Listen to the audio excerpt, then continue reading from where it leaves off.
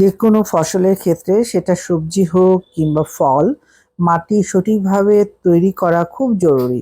মাটির পুষ্টিগুণের উপর নির্ভর করে গাছের পরবর্তী বেড়ে ওঠা, গাছের ফলন, গাছ সজীব সতেজ থাকা খুবই জরুরি। মাটিটার দিকে অবশ্যই আমাদের যত্নবান হওয়া উচিত। কারণ মাটিটা যদি ভালো হয়, ওটা হচ্ছে আমাদের গাছের বেস। এই বেসটা যদি ভালো হয়, গাছ পরবর্তীতে ভালো হতে বাধ্য। হ্যালো মাই লাভলি ভিউয়ার্স, আসসালামু আলাইকুম। কাশিবের ছাদ বাগানের পক্ষ থেকে সবাইকে অভিনন্দন। আশা করি সবাই ভালো আছেন, আমিও ভালো আছি। আমারই মতো ফল ফুল এবং সবজির গাছ লাগাচ্ছেন। এই বেডে আমার আলু লাগানো আছে, আর এক পাশে একটা পুরনো সিম গাছ ছিল, সেই গাছটা আমি উঠিয়ে ফেলেছি অলরেডি। ইজি এবং সিম্পল ওয়েতে আমি এই বেডটা তৈরি করে নিব। এই বেডটা তৈরি করার ক্ষেত্রে প্রথমে যে কাজটা আমি করেছি, কিছু অর্ধেক মাটি আমি বেড থেকে সরিয়ে নিয়েছি। সরানোর পরে সেখানে আমি কিছু গোবর সার প্রয়োগ করে দিলাম। এই গোবর সারটা আমি নার্সারি থেকে কিনে এনেছি। কিনে আনার পরে কয়েকদিন রোদে শুকানোর পরে এই অবস্থা হয়েছে, এবং সেটা আমি এখন এই বেডে দিয়ে দিচ্ছি। প্রায় মোস্ট অফ 1 বস্তা গোবর এই বেডটা আমার লেগে যাবে। বেডটা আমার বেশ বড় এবং চওড়া। এই বেডে আমি 1 বস্তা সিমেন্টের বস্তায় 1 বস্তা গোবর সার প্রায় পুরোটাই এখানে দিয়ে দিব। এই তো প্রায় দিলাম, আর কিছু দিব উপরে, এটা আপনারা দেখতে থাকুন। এই প্রসেসে বেডটা তৈরি করা খুব সিম্পল এবং খুব ইজি, যদি কেউ এটা ফলো করেন। মাটি তৈরির অনেক ভিডিও আছে ইউটিউব চ্যানেলে, সবাই খুব ভালো দেখায় এবং সবাই খুব ভালোভাবে মাটিটা প্রস্তুত করে।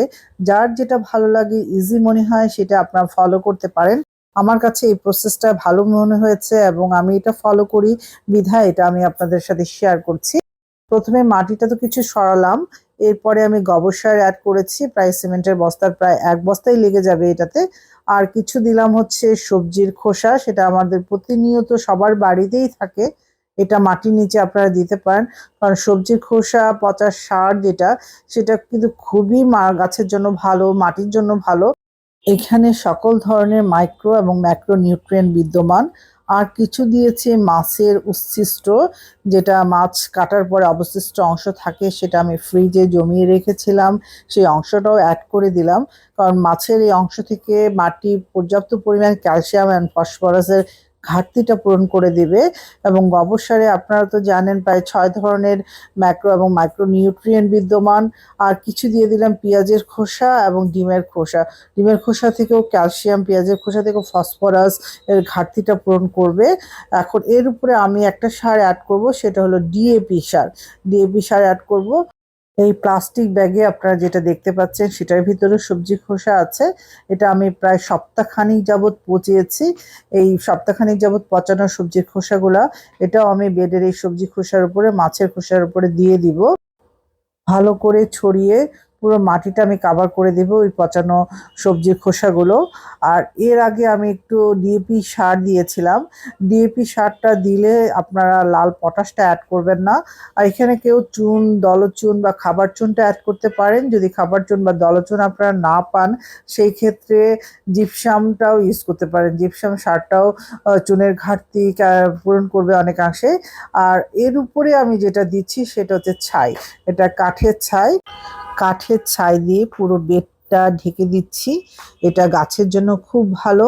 যদি সম্ভব হয়, আপনাদের হাতের কাছে পর্যাপ্ত ছাই থাকে, আপনারা এইভাবে বেডটা তৈরি করার ক্ষেত্রে সবজির খোসাগুলো অবশ্যই ছাই দিয়ে ঢেকে দিবেন। এবং পরবর্তীতে কি করছি সেটা আপনারা ফলো করতে থাকেন, এবং পুরো ভিডিওটা দেখার অনুরোধ রইল, না টেনে পুরো ভিডিওটা। পুরো বেডটা আমি ছাই দিয়ে ঢেকে দিচ্ছি এবং পুরো সবজির খোসা পুরো বেডটাই আমি দিচ্ছি। ছাইটা গাছের জন্য খুব ভালো এবং এটা খুব ভালো একটা সার গাছের জন্য।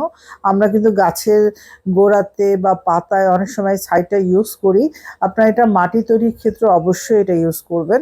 এখন ছাইটা দিয়ে ঢেকে দেওয়ার পর পর্যাপ্ত পরিমাণ ছাই কিন্তু আমি এখানে দিয়েছি। এখন যে কাজটা করব সেটা হলো বাগানের শুকনো পাতা বা কাঁচা পাতা দিয়ে পুরো বেডটা আমি কাভার করে দিব ছায়ের উপরে। এই তো আপনারা দেখুন, এটা আপনারা করলেও পারেন না, যেহেতু আমার কাছে ছিল অ্যাভেলেবল। অনেকদিন যাবৎ আমি জমাচ্ছি শুকনো পাতা বাগানের, সেটা আমি একটু ছায়ের উপর দিয়ে দিয়ে দিলাম। এখন এটার পরেই যেটা করব সেটা হলো বাগানের মাটি, সাধারণ মাটি আর হচ্ছে একটু গোবর সার উপর দিয়ে দিয়ে আমি রেখে দিব বেশ কিছুদিন।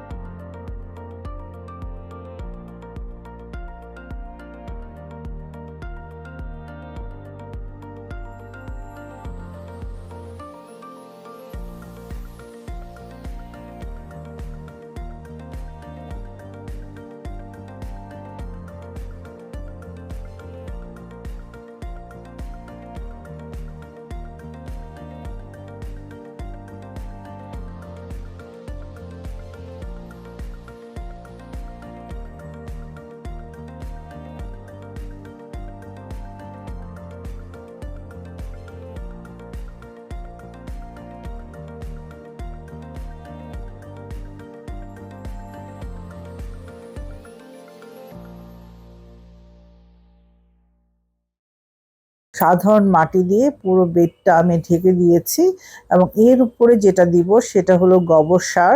আমি কিছু রেখেছিলাম, ওই 50 কেজি বস্তা থেকে কিছু সার আমি রেখেছিলাম, সেই সারটা এই বাগানের মাটির উপরে আমি দিব এবং দেওয়ার পর এখানে আমি একটা পানি দিয়ে পুরো বেডটা আমি ভিজিয়ে দিব এবং 7 দিন এটা এভাবেই রেখে দেবো আমি। এই বেডটা মূলত আমি পেঁয়াজ পাতা এবং মূলো শাক চাষ করার জন্য তৈরি করছি। আপাতত এই অবস্থায় থাকুক, 7 দিন পরে কি অবস্থায় দাঁড়ায় আমি অবশ্যই আপনাদের সাথে শেয়ার করব। বাগানের সাধারণ মাটি যতটা সম্ভব আপনারা চেপে চেপে দেওয়ার চেষ্টা করবেন, কারণ 7 দিন পর এটা অটোমেটিক একটু পচতে থাকবে, নিচের কাঁচা সবজিগুলো একটু ডেবে দেবে। যতটুকু সম্ভব আপনারা চেপে চেপে মাটিটা বসাবেন। আপনারা দেখতে থাকুন আমি কিভাবে করছি এবং হাত দিয়ে এভাবে চেপে চেপে পুরো বেডটায় মাটি দিয়ে একদম ভর করে দিবেন, যাতে কোনো অংশই আর দেখা না যায়। এই যে আপনারা এত কিছু মিক্স করলাম আমি, এটা যেন উপর থেকে দেখা না যায় বা বোঝা না যায়, এইভাবে পুরো বেডটা আমি কাভার করে দিব। দুই পাশটা একটু উঁচু আছে, কারণ কি বলুন তো, এই উঁচু জায়গায় আমার আলু লাগানো আছে। আলুর গাছটাও বেশ বড় হয়ে গিয়েছিল, সিম গাছের সাথে কাটার ফলে আলুর কিছু ডালও কেটে ফেলা হয়ে গেছে। দেখা যাক আলুটা পরবর্তীতে বড় হয় কিনা। এই যে আলুর একটা গাছের ডাল দেখা যাচ্ছে, ওই জন্য এই জায়গাটা আমি উঁচু রেখেছি, ওই জায়গায় আমি কিছু করিনি। ওটা দুই পাশে দুটো আমি আলু গাছ লাগিয়েছি, যেহেতু বাউনি দেইনি। ওইভাবে লতার মতো জড়িয়ে ছিল অনেকদিন সিম গাছের সাথে। আমি সিম গাছটা কাটার ফলে ওই আলু গাছটাও কিছু অংশ কেটে গেছে। দেখা যাক আলু বড় হয় কিনা এই অবস্থাতেই। এই তো পুরো বেডটা প্রায় আমার কাভার হয়ে গেল মাটি দিয়ে, একদম চেপে চেপে কিন্তু আমি মাটিটা বসিয়ে দিয়েছি। এর উপরে এখন যেটা করব সেটা হচ্ছে গোবর সারের একটা লেয়ার দিয়ে এবং পানি দিয়ে পুরো বেডটা আমি ঢেকে দিব।